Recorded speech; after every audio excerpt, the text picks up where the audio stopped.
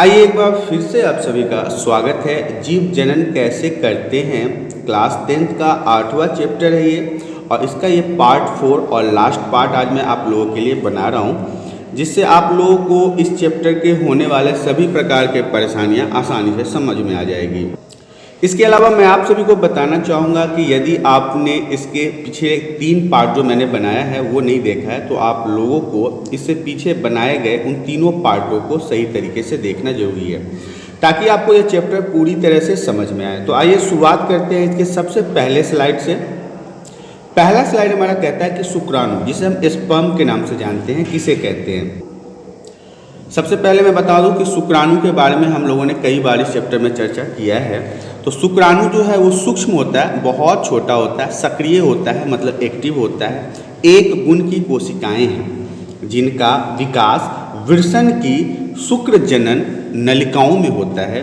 ये नर युग्मक मेल जिनमेट कहलाते हैं। अब देखिए, सबसे पहले बात बता दूं कि शुक्राणु एक ऐसा चीज़ है जिससे पहले भी मैंने आपको कई बार बता रखा है कि शुक्राणु जो है वो इंसान के मादा के अंदर और नर शुक्राणु के माध्यम से मनुष्य या प्राणी अपने प्रजनन की क्रिया को बढ़ाता है। तो ये शुक्राणु जो है, स्पर्म जो है, वो मादा के योनि के अंदर जाके खुद को सक्रिय करता है और अपना विकास करता है। तो शुक्राणु के बारे में समझ में आ गया होगा। आइए आगे बढ़ते हैं।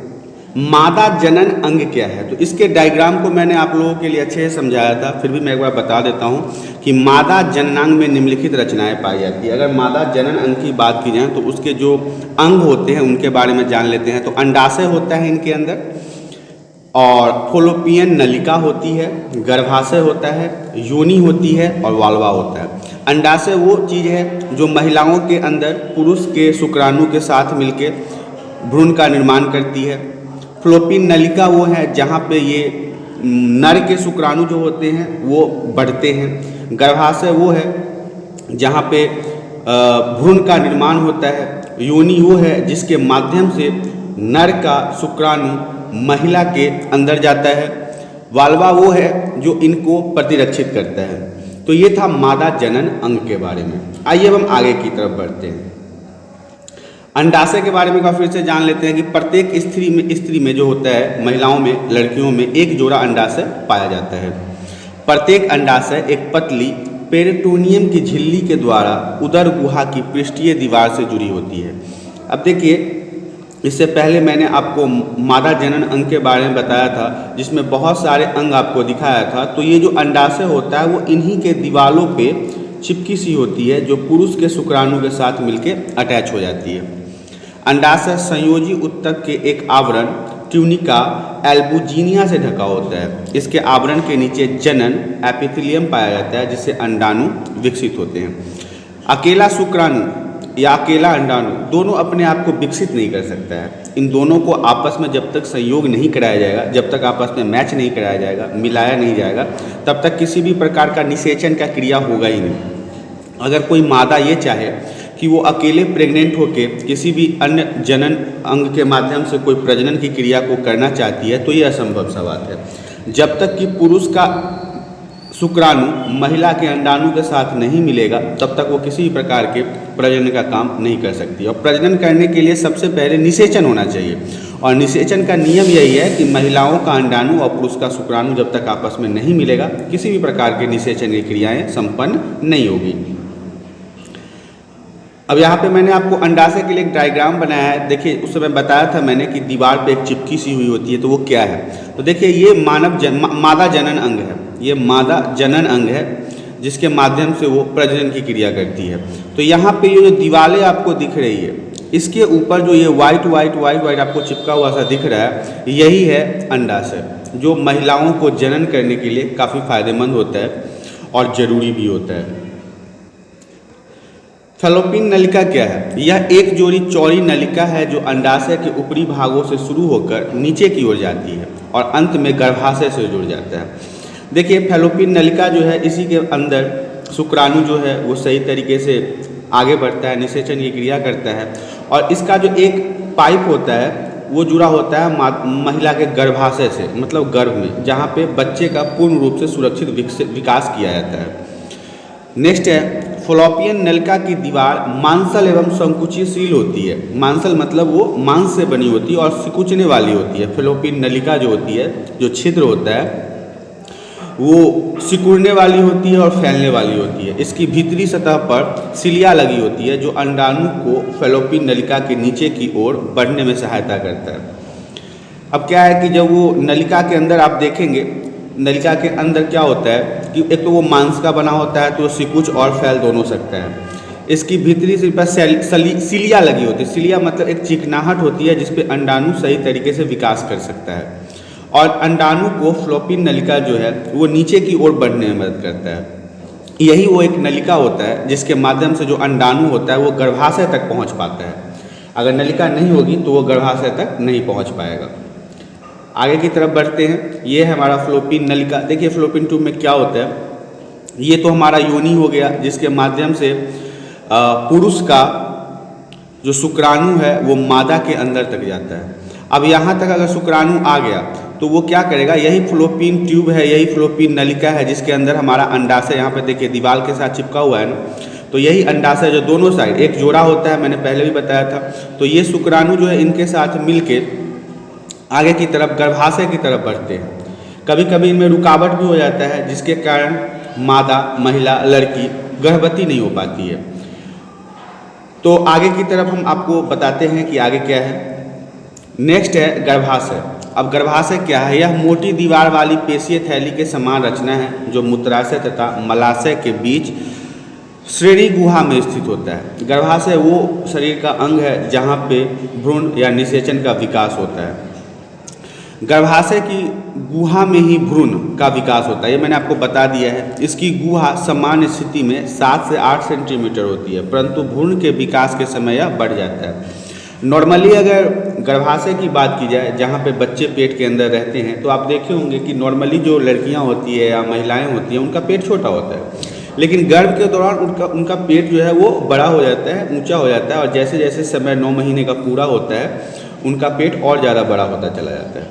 ऐसे में क्या होता है कि ये 7 से 8 इंची का जो गर्भाशय नॉर्मली रहता है वो गर्भ में जब बच्चे का निषेचन होना शुरू होता है तो ये अपने आप बढ़ने लगता है, मतलब सामान्य स्थिति से ज़्यादा बड़ा हो जाता है ताकि बच्चे उसमें आसानी से रह सकें। गर्भाशय का निचला भाग जो है वो ग्रीवा कहलाता है। जो गर्भाशय का निचला भाग है प्लॉप्स, उसे हम ग्रीवा कहते हैं। ग्रीवा नीचे की ओर योनि में खुलता है। महिला का जो मादा जनन अंग है उसमें जो योनि होता है उसके अंदर ये ग्रीवा का आकार है जो उसमें योनि के अंदर खुलता है, जहाँ से डायरेक्ट कनेक्शन गर्भाशय तक का होता है। अब योनि किसे कहते हैं, यह एक पेशीय नली के समान रचना है जो 7 से 10 सेंटीमीटर लंबी होती है। यह भी एक मांस का बना होता है, चमड़े का बना होता है। स्वाभाविक सी बात है, इंसान का शरीर है तो हर अंग जो है हमारा वो चमड़े का ही बना होगा। तो इसकी जो लंबाई होती है वो 7 से 8 सेंटीमीटर लंबी होती है। इसकी दीवार पेशीय तथा तंतु में संयोजी ऊतक से बनी होती है। इसके जो दीवार होते हैं, वाल होते हैं, वो मांस का होता है और संयोजी ऊतक का बना होता है। इसके बाहर की ओर जो एक छिद्र होता है, होल होता है, जिसे हम वाल्वा के नाम से जानते हैं। वाल्वा एक पतली झिल्ली से ढकी होती है जिसे हम हाइमेन कहते हैं। वाल्वा जो है जो बाहर से खुला हुआ होता है, एक पतली झिल्ली परत से ढकी होती है जिसे हम हाइमेन के नाम से जानते हैं। योनि जो है वो संभोग या मैथुन के समय नर के शिशन को ग्रहण करती है जिससे रसखलित वीर्य मादा जननांग के भीतर पहुंच जाता है। अब क्या है कि जो मादा के अंदर जो योनि होती है इसी के माध्यम से पुरुष का स्पर्म या फिर आप शुक्राणु कहिए वो मादा के अंदर तक पहुंचता है। तो ये जो संभोग है वही एक क्रिया है जिसके माध्यम से प्रजनन की क्रिया को संपन्न किया जाता है। जब पुरुष का शुक्राणु मादा के योनि में आ जाता है तो उसे हम रसखलित वीर्य कहते हैं, जो मादा जननांग के अंदर पहुंच जाता है। जन्म के समय शिशु मूत्र, मासिक, स्राव इसी के द्वारा बाहर निकलते हैं। और देखिए जब बच्चे का जन्म होता है तो वो यही योनि है जिसके माध्यम से बच्चे बाहर की दुनिया में आते हैं, चाहे वो शिशु हो या फिर मूत्र, जो मादा मूत्र विसर्जित करती है उनके लिए भी यही अंग है। चाहे मासिक जो उनका महीने का होता है, पीरियड का समय होता है, उससे जो भी ब्लड या स्राव बाहर आते हैं वो भी इसी रास्ते से आते हैं। तो यही होता है योनि। वो योनि का डायग्राम है जो आपको देख के समझ में आ जाएगा कि योनि हमारा किस तरह से काम कर रहा है। जो पतली झिल्ली के लिए बोला था वो ये है, 7 से 8 इंची का लंबाई का होल होता है, जिसके अंदर से पीरियड के समय या फिर मूत्र के समय या फिर बच्चा जब जन्म लेता है तो यहीं से बाहर आता है। अब कहते हैं मासिक चक्र क्या है। स्त्रियों में क्या होता है कि जब वो यौवनारंभ सामान्यतः 10 से 12 वर्ष की आयु में होते हैं महिलाएं या लड़कियां, अर्थात इस उम्र में नारी में जनन क्षमता प्रारंभ हो जाता है। ये 10 से जो 12 साल है ना, इसी में उनका मंथली साइकिल शुरू होता है, पीरियड शुरू होता है। तो इसी समय से ऐसा समझा जाता है कि अब ये प्रजनन के लिए तैयार होती जा रही है। तो जननांग जो होते हैं, उनके जनन अंग जो होते हैं, उसमें चक्रीय क्रियाएं होती है, जिसे हम मासिक चक्र अथवा मासिक धर्म या मासिक स्राव के नाम से जानते हैं। यह लगभग लड़कियों में 10 से 12 साल की उम्र में शुरू हो जाता है। यह चक्र जो है 28 दिन तक चलता है। सामान्य स्थिति में प्रत्येक 28 दिन पर इसकी पुनरावृत्ति होती है। मतलब एक बार हो जाने के बाद, अगर मासिक धर्म एक बार हो जाता है, पीरियड एक बार हो जाता है, तो उसके 28 दिन बाद ये दोबारा फिर से आता है। कभी कभी इसमें समय भी लग जाता है। तो वो शरीर के अंदर खून की कमी या अनीमिया जैसे या फिर किसी अन्य प्रकार के परेशानियों के कारण यह देर लग जाता है। यह क्रिया जो है प्रट्यूरी ग्रंथि द्वारा स्रावित हार्मोन्स के प्रभाव से होता है। शरीर में जब हार्मोन स्राव होने लगता है, हार्मोन्स तैयार होने लगता है, शरीर में विकास होने लगता है, तो यह क्रिया प्रट्यूरी ग्रंथि के माध्यम से होता है। मासिक चक्र के करीब 14वें दिन केवल एक परिपक्व अंडाणु अंडाशय से बाहर निकलता है।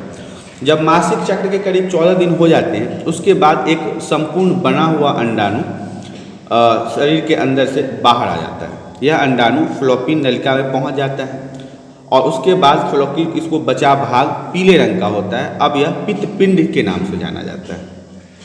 समझ लीजिए इस बात को। फ्लोपिन नलिका के बारे में मैंने आपको पहले ही बता दिया है। अंडोत्सर्ग क्या है, मतलब अंडों का बाहर निकलना। फॉलिकल से बचा भाग पीले रंग का होता है और इसे हम क्या कहते हैं, पित्त पिंड के नाम से जानते हैं। ये था हमारा मासिक चक्र। नेक्स्ट बढ़ते हैं मासिक चक्र में आगे।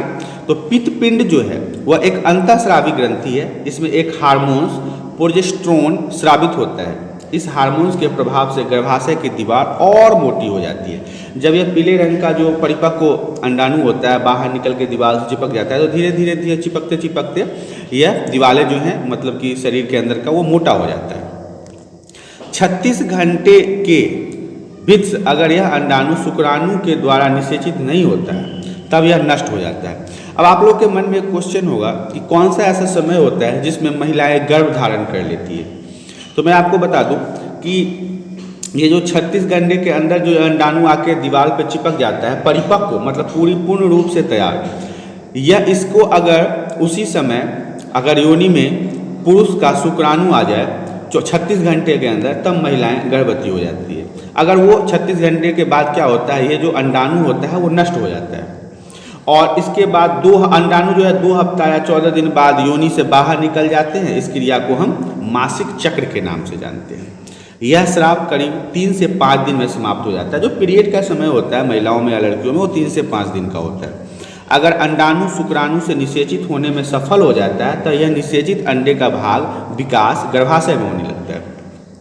एक चीज़ यहाँ पे ध्यान देने की बात है कि अगर पीरियड के दौरान, पीरियड के बाद जो ये समय होता है जिसमें महिलाएं गर्भ धारण करती है, अगर इसी समय किसी पुरुष का शुक्राणु महिला के अंडाणु से मिल जाता है, तो वो उस समय के लिए फिर उनका पीरियड आना बंद हो जाता है, क्योंकि जो दीवार पे जो परिपक्व अंडाणु आके चिपकता है वो शुक्राणु के साथ निषेचित हो जाता है। अगर वो निषेचित नहीं होता है तो वो मासिक चक्र के रूप में, पीरियड के रूप में बाहर निकलने लगता है। लेकिन अगर वो निषेचित हो जाए तो वो मासिक चक्र उस महीने में नहीं आता है और महिलाएं प्रेग्नेंट हो जाती है, गर्भवती हो जाती है। गर्भ धारण की पूर्ण अवधि में अंडाणु का निर्माण नहीं होता है। मतलब जब तक आप गर्भवती रहेंगे, जब तक आपके पेट में शिशु रहेगा, तब तक आपके शरीर के अंदर अंडाणु का निर्माण नहीं होगा और इसी कारण से आपका मासिक स्राव या पीरियड नहीं होगा। स्त्रियों में मैंने आपको पहले ही बताया था कि 45 से 50 साल की आयु में मासिक चक्र जो है वो बंद हो जाता है। नॉर्मली इंसानों के अंदर जो है ये पीरियड का समय, यदि महिलाओं की उम्र अगर 45 साल है या फिर 50 साल होने वाली है, तो ये इसी बीच में ना उनका मंथली सर्कुलेशन जो है वो बंद हो जाता है। ये था हमारा मासिक चक्र। अब लैंगिक जनन जो है संचरित रोग है, उसके बारे में, मतलब देखिए कई बार क्या होता है कि संभोग करने के समय या फिर शिशु का जनन करने के समय कुछ ऐसी बीमारियां भी है जो इंसान के अंदर आ जाती है। इन बीमारियों के बारे में सबसे अच्छे से जानना बहुत ज़रूरी है, क्योंकि जानकारी ही इंसान को बीमारियों से बचा सकता है। तो मैं आपको बता दूं, यौन संबंध से होने वाले संक्रामक रोग को लैंगिक जनन संचरित रोग कहते हैं। जो समय होता है जिसमें नर और मादा मिलके पुत्र प्राप्ति या पुत्री प्राप्ति की कामना करते हैं, और ऐसे समय में जो वो संभोग की क्रिया वो करते हैं, तो ऐसे में क्या होता है कि इस दौरान जो भी रोग या मतलब बीमारी हो जाए उसे हम लैंगिक जनन संचरित रोग कहते हैं। इसके बारे में जान लेते हैं। ऐसे रोग कई तरह के रोगाणु जैसे बैक्टीरिया, वायरस, प्रोटोजोआ जैसे सूक्ष्म जीवों द्वारा होते हैं। इस समय जो इंसानों को बीमारी होने का चांस है वो बैक्टीरिया से भी होता है, वायरस से भी होता है, प्रोटोजोआ से भी होता है और सूक्ष्म जीवों द्वारा भी होता है। दूसरा पॉइंट है, ऐसे रोगाणु मनुष्य की योनि, मूत्र मार्ग जैसे जननांग या मुख गुदा जैसे स्थानों के नाम में उष्ण वातावरण में बढ़ते हैं। अब क्या होता है, ये सारे रोग जो हैं वो महिलाओं के योनि के माध्यम से या पुरुष के योनि के माध्यम से ऐसे जगहों पर ये पनपने लगते हैं। मनुष्य में होने वाले ऐसे प्रमुख रोग कौन कौन से रोग हैं जो मनुष्य में ऐसे होते हैं? तो बैक्टीरिया जनित रोग जो है वो उसका नाम है गोनोरिया, सिफिलिस, यूरेनिया। और वायरस से जो रोग होता है ये बैक्टीरिया से, वायरस जो होता है उसे हम सर्विक्स कैंसर कहते हैं, हर्पिस कहते हैं, एड्स कहते हैं। और एड्स जो HIV के कारण होने वाले जो रोग है वो है प्रोटोजोआ जनित रोग। ये सब जो रोग हैं वो इंसान के इसी समय में होता है जब वो अपने शुक्राणु को मादा के अंडाणु से मिलाने की कोशिश करते हैं। तो इन सब रोगों का नाम आप लोगों को अच्छे से समझ में आ गया होगा। अब जनसंख्या नियंत्रण के बारे में बात कर लेते हैं। देखिए, जनसंख्या पॉपुलेशन कंट्रोल, अब ये चैप्टर जो है वो जनन के ऊपर ही है, पूरी तरह से जनन के ऊपर बेस है। तो इसमें जनसंख्या नियंत्रण के बारे में भी जानना जरूरी है। जनसंख्या को सीमित रखना जनसंख्या नियंत्रण कहलाता है। देखिए, किसी भी प्रकार से हमें अपने जनसंख्या को नियंत्रित करना जरूरी है और इसी तरह को सीमित रखना, जैसे कि सरकार के बहुत सारे नियम हैं कि हम दो हमारे दो, तो अलग अलग देशों में अलग अलग है, तो इसी को हम जनसंख्या नियंत्रण कहते हैं। इसके लिए परिवार नियोजन से जनसंख्या को नियंत्रित किया जा सकता है। अब तो आप सोच रहे होंगे परिवार नियोजन क्या है, वो मैं अभी आगे आपको बताऊंगा। संतानोत्पत्ति निम्नलिखित उपायों से नियंत्रित किया जा सकता है। यदि आप संतान की कामना करते हैं तो आपको इसमें नियंत्रण भी रखना जरूरी है। तो दो नियम है, एक परिवार नियोजन और एक उपाय और है जो आगे की स्लाइड में मैं आपको बता रहा हूँ।